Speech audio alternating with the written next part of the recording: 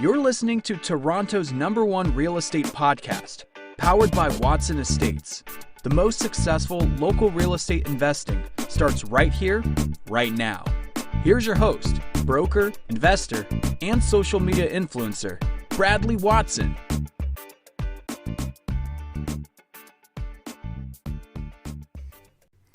Good morning, investors. Bradley here from Watson Estates. It is a beautiful Monday morning, July 13th, 2020. And here we are once again on Toronto's #1 real estate podcast to talk about our favorite subject, Toronto real estate. We are now #1 on iTunes, Spotify, and Google Podcasts for that very subject. And we have lots of fun. And today we got a great lineup of content for you. We're going to start off with discussing this question: are realtors warning prices could face steep declines in the fall? Where do we stand on this? What is the media's pitch with as far as prices go? Do we keep going up? Is it going to come back down? And what is the real estate industry saying?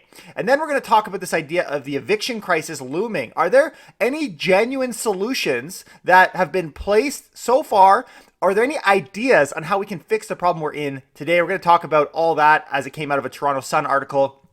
And then we're going to finish off with talking about this idea of stage 3. There's going to be a big announcement today. We want to talk about what is going to be open and what will this mean for Toronto and for its local real estate market. We're having a lot of fun. Thank you for joining us every single morning. Make sure you hit that subscribe and like button if you haven't already. And we're going to continue to put out fantastic content. So apparently here at Watson Estates, we are so busy. We even have Pizza asking us questions. So on our website, we have a form. Most people, when they kind of comment through our platforms, they'll comment on YouTube or wherever they're following us. But this particular person who wrote their name as Passion Flaky, which already I'm like, Passion? Okay, Passion maybe. Like Passion, I can see that as a name, but Passion Flaky? That just sounds like a name only a realtor could possess.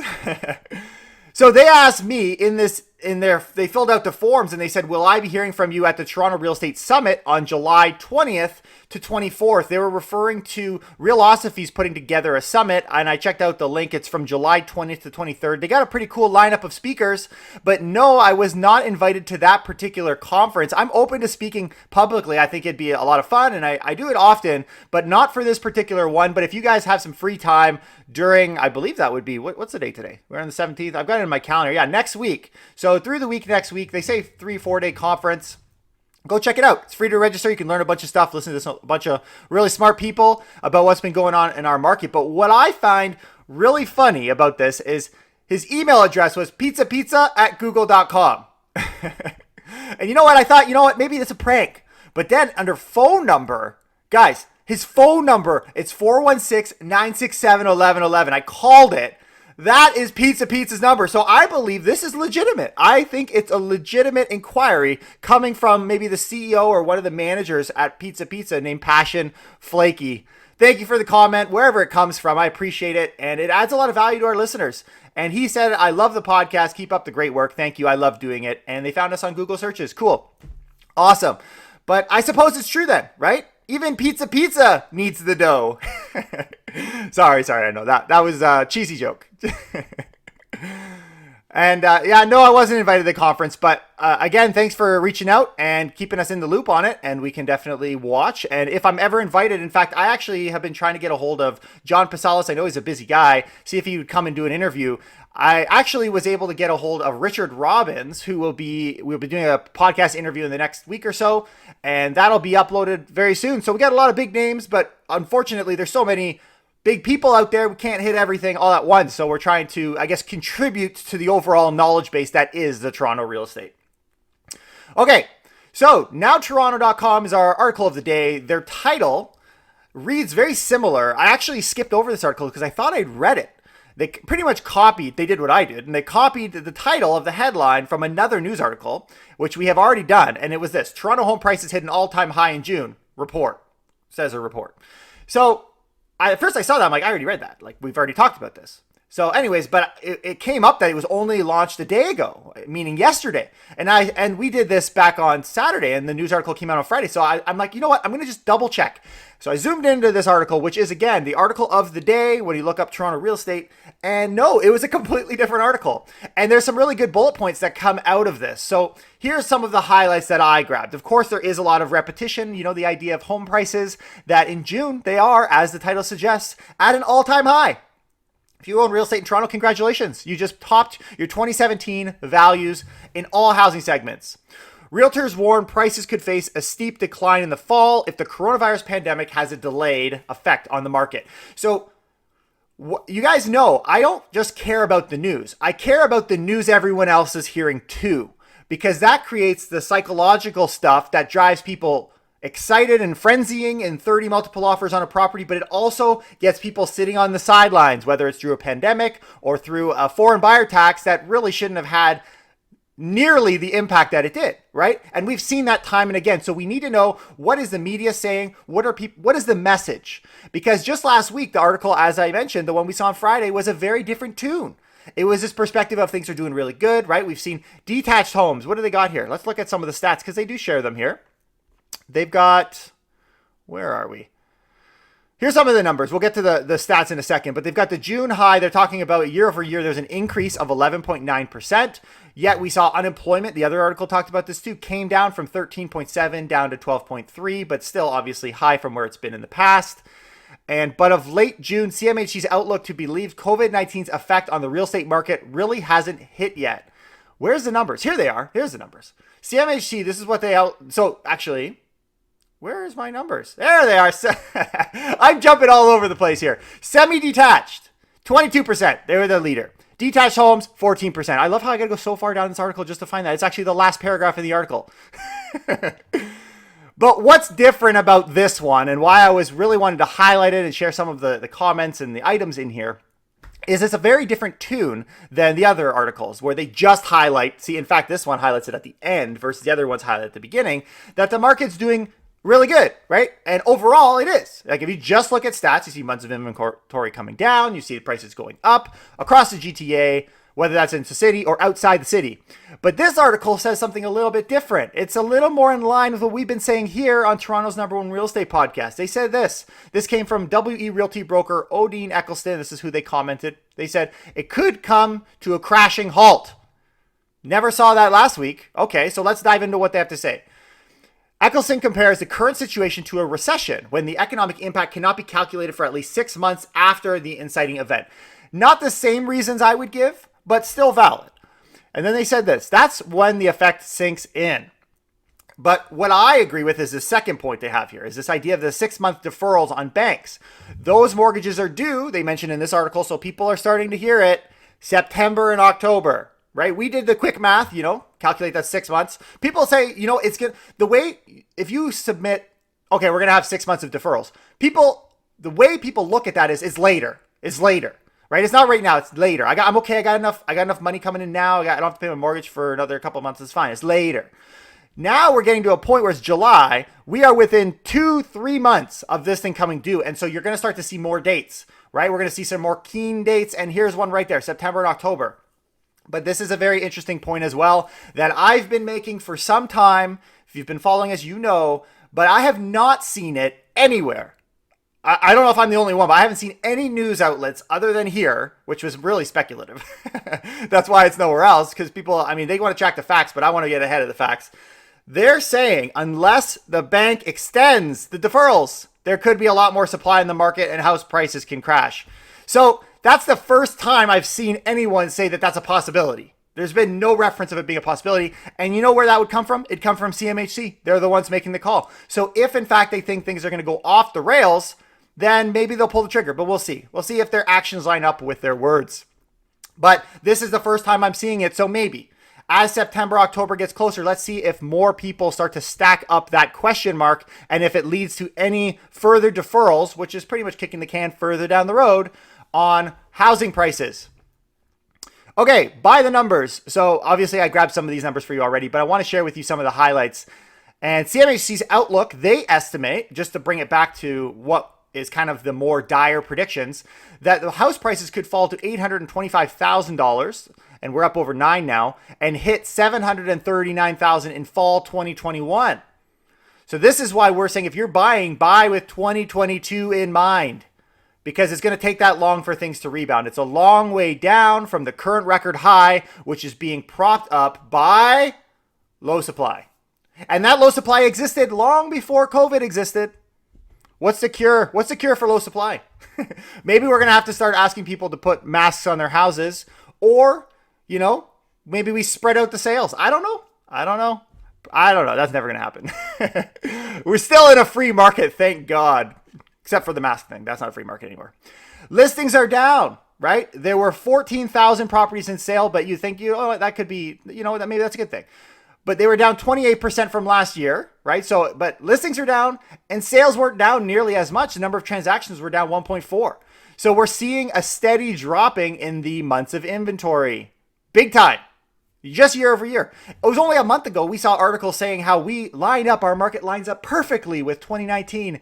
When we look at the sales to new listings ratio, it's almost exactly the same.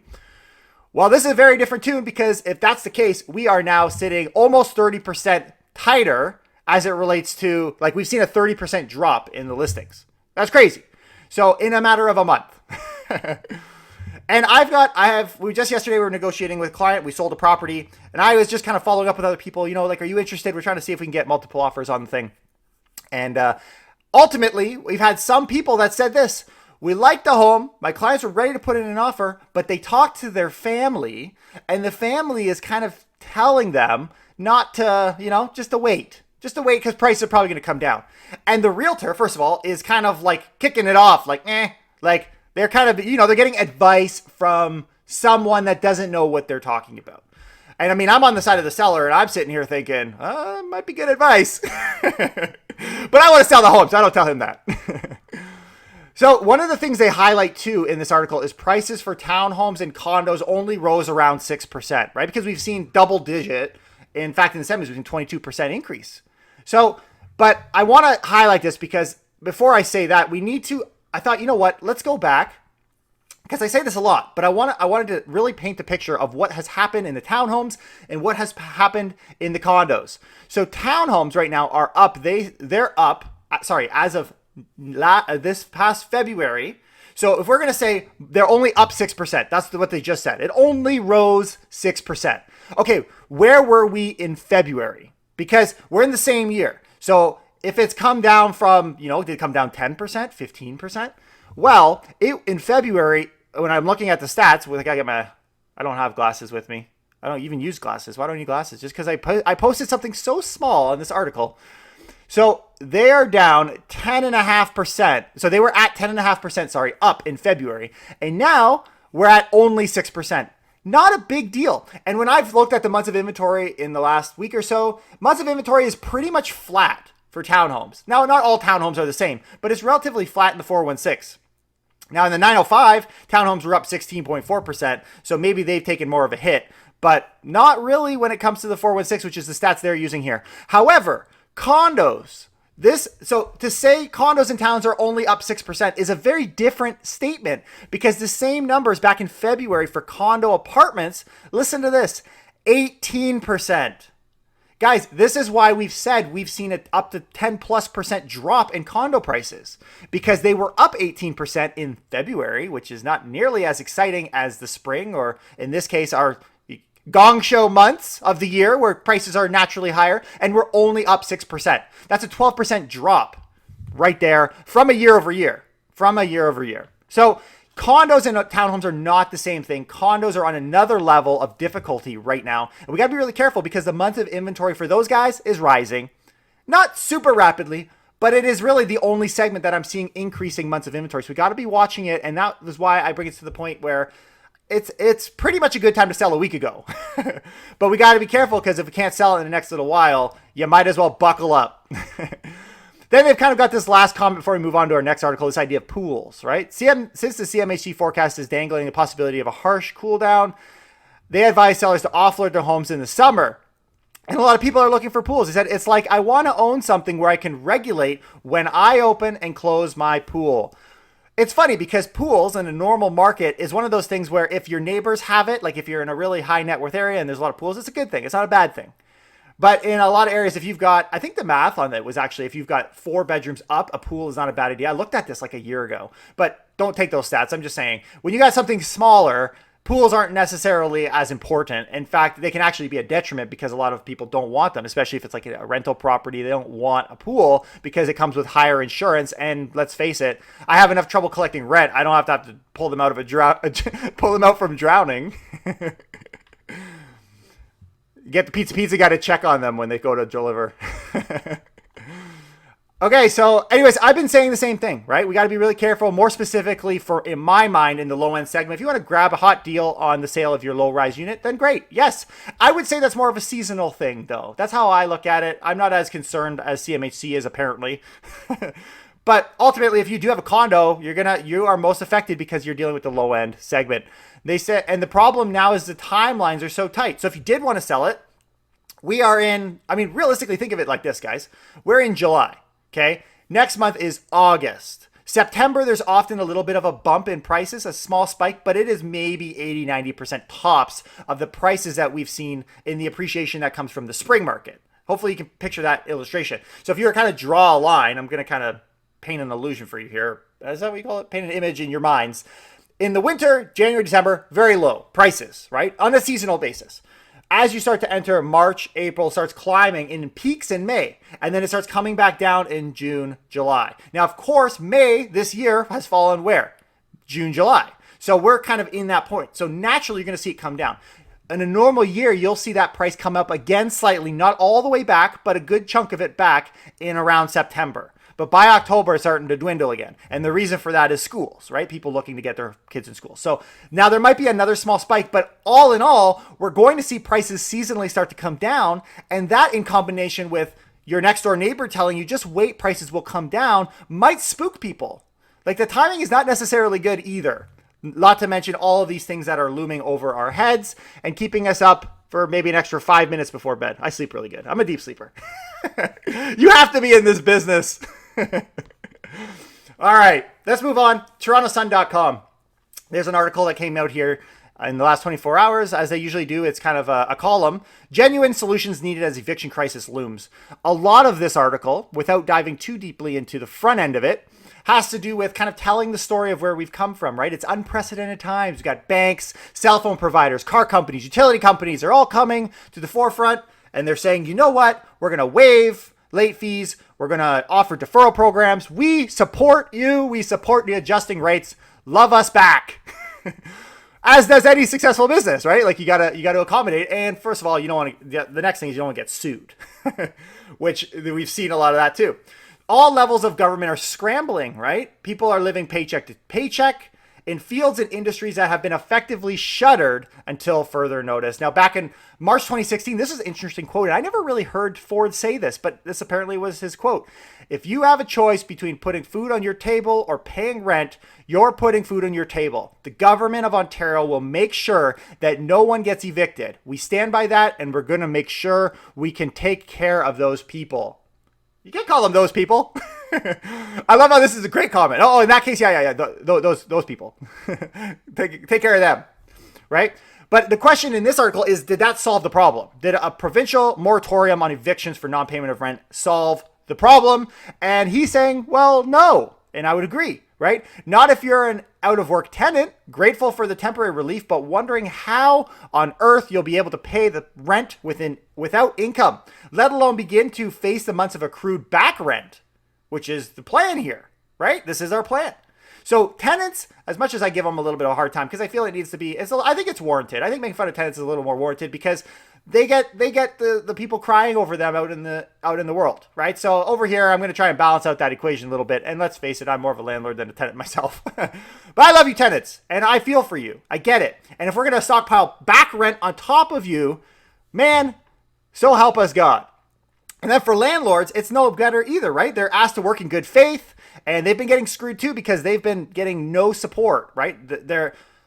Assuming that this rent gets paid, then ultimately the landlord, you could say, oh, well, the landlord's not screwed. But I don't know if they'll get paid. Not without government support, which we'll talk about in a second.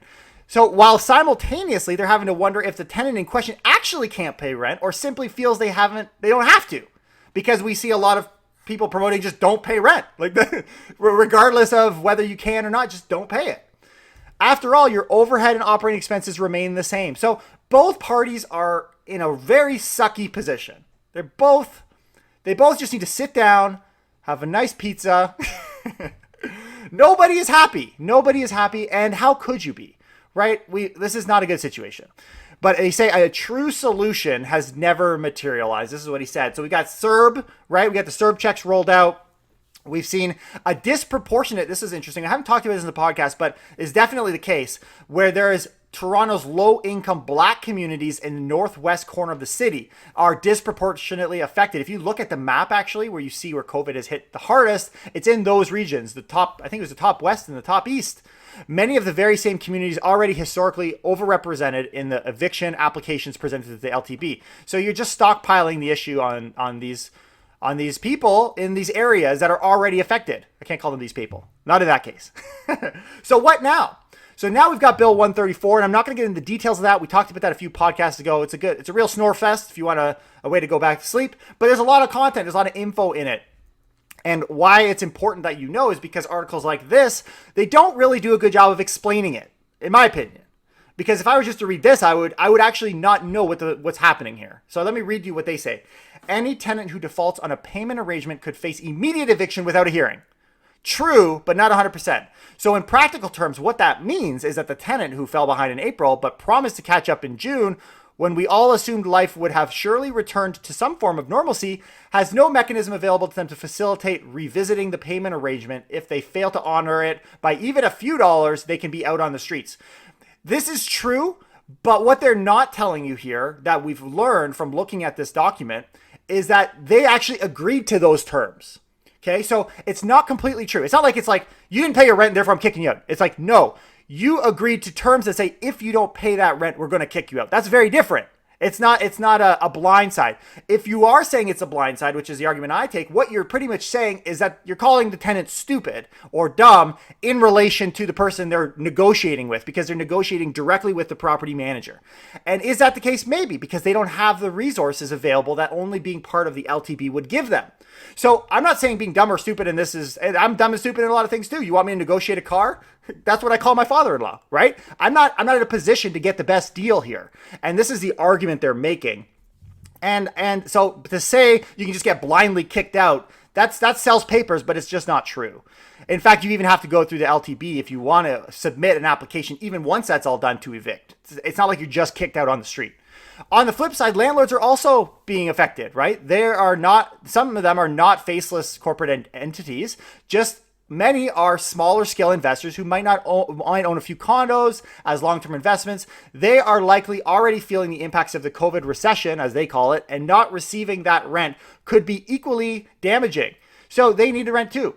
So I wanted to add to this article. So this gives you an idea of pretty much saying no viable solution has been proposed or submitted, and we're screwed based on what's happened so far. So I love how it's like, is there a solution coming? But then there's not one given. So let me give you a few predictions, maybe not solutions, because I don't want to be the solution to all our problems. I don't think there is a solution in this mess, if I were to be perfectly honest, but we can try our best. But some things I do think will happen is, one, rental evictions are happening very soon. We're seeing stage 3, which we'll get to in a second, what that will look like. We've seen written into law now in our judicial system that once the emergency order ends, eviction ban ends. So if stage 3 is next, we're getting close, and things seem to be lining up very well that this is going to happen very quickly. Number 2, I believe very strongly, every month I believe it more and more strongly, that the government will need to pony up more money to cover this amount outstanding or due. What's happening when they're crying poor right now, like you owe X amount of dollars in your rent? That's not necessarily a bad thing to have in the media. And it's because for those landlords out there that are getting absolutely screwed, even though you feel like it's like, oh, well, they're pointing fingers and I'm the one that didn't really get to collect rent and I'm the one getting screwed here. Well, the louder the tenants can scream that they owe that money and that there's no protections in place and they are the loudest